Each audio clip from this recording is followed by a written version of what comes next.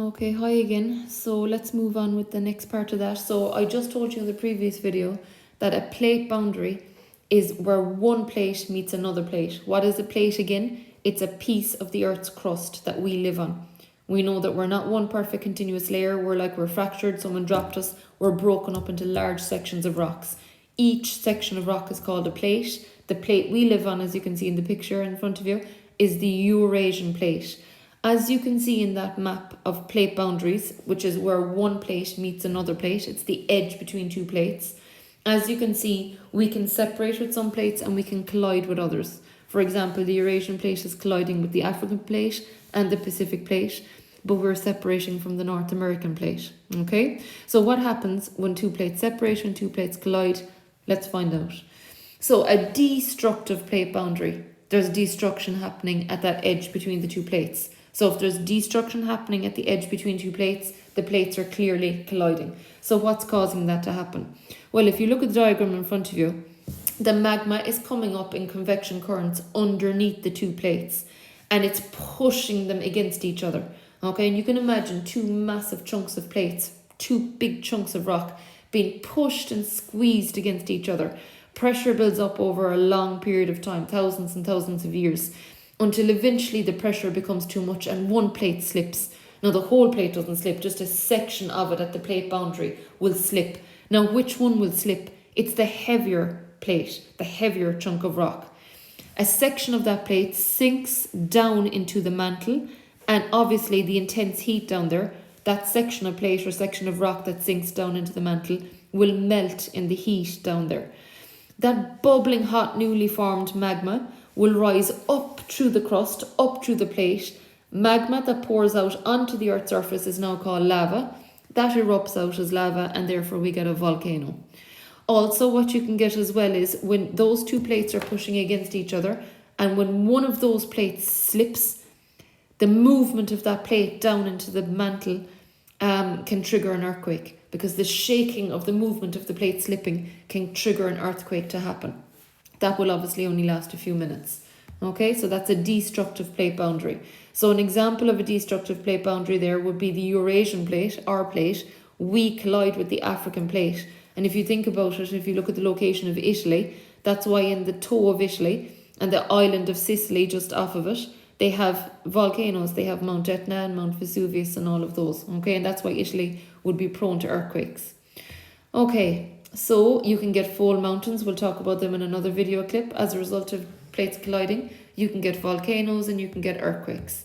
Okay, the next type of plate boundary is a constructive plate boundary. Think what you have with construction. It's building. You're building something. So when two plates are separated, that's called a constructive plate boundary, because something is being built at the boundary between the two plates. So let's go into the detail.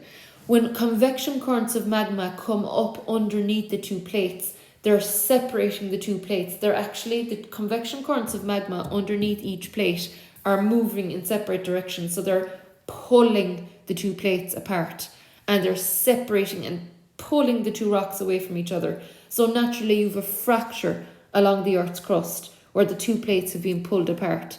So if you have a fracture running along the Earth's crust, there's a gap. Magma will rise up through that gap and it'll pour out onto the Earth's surface.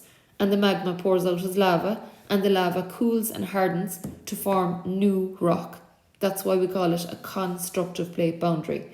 Now, this is common as well on the ocean floor. Okay, it doesn't just happen on the land, it can happen on the ocean floor. So the most common example we have of this happening, of a constructive plate boundary, is the boundary between the Eurasian plate and the North American plate.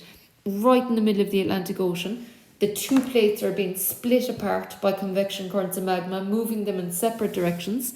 So in the middle of the Atlantic Ocean, you have a big fracture or a crack running along the ocean floor, and you have magma constantly rising to the ocean floor, cooling to form solid rock. Okay, and that's been happening over millions of years. So there's an example of the rock now on the ocean floor. Now when that magma or lava cools and hardens on the ocean floor, it's basically forming a volcano. But a volcano on the ocean floor is called a mid-ocean ridge. Okay. If that mid-ocean ridge or that volcano on the ocean floor builds up and it rises above the surface of the ocean water, then it just forms a volcanic island. Okay? And Iceland would be an excellent example of that.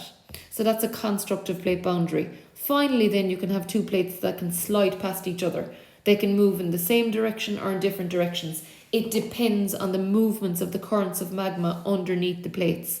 So what happens when two plates are sliding past each other? What happens is they can be moving in separate directions or in the same directions, but at different speeds.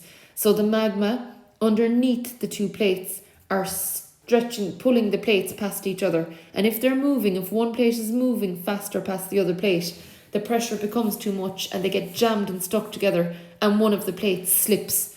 Okay? And when one plate slips, it shakes the earth. Okay? And that forms an earthquake. So our best example of that would be, as you can see to the left-hand side of the map there, the North American plate is sliding past the Pacific plate. That's why the likes of California and Los Angeles get a lot of earthquakes. Okay, so that is a plate boundary where the two plates slide past each other. We can often call it a conservative plate boundary or a transform plate boundary. So that's a fracture on the land, okay, when the two plates are sliding past each other and one plate slips and it fractures the crust, okay, and it triggers an earthquake. So there are your three types of plate boundaries. Okay, hope that helps.